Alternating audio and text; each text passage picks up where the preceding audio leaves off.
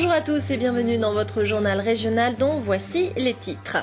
La pluie et la grêle ont frappé violemment la région hier soir, notamment le Jura et la Haute-Saône. Près de Salins-les-Bains, un couple s'est retrouvé piégé dans sa maison par la montée des eaux. Le printemps a donc pris des allures automnales hier soir dans la région, notamment dans le Jura. Un violent et brusque orage s'est propagé du sud au nord du département, comme vous le voyez sur ces images prises par un amateur.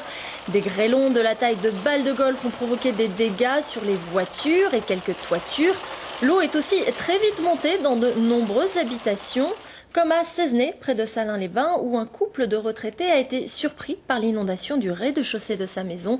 Il a trouvé refuge sur une table avant que les pompiers n'interviennent. Le récit de Delphine Janot et Sylvain Velluy. Les habitants de cette maison ont eu beaucoup de chance dans leur malheur. En fin d'après-midi, le couple de septuagénaires est surpris par une montée subite des eaux au rez-de-chaussée de son habitation.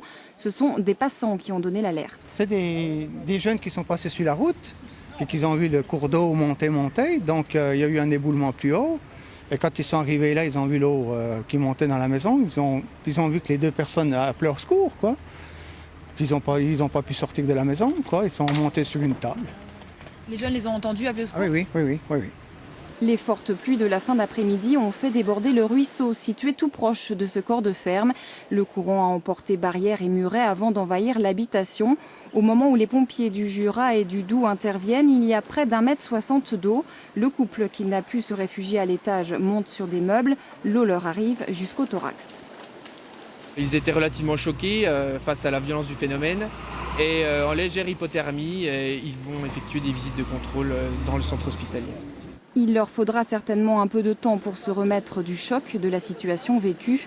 Autour de la maison, d'autres traces montraient la violence des intempéries qui ont touché le secteur.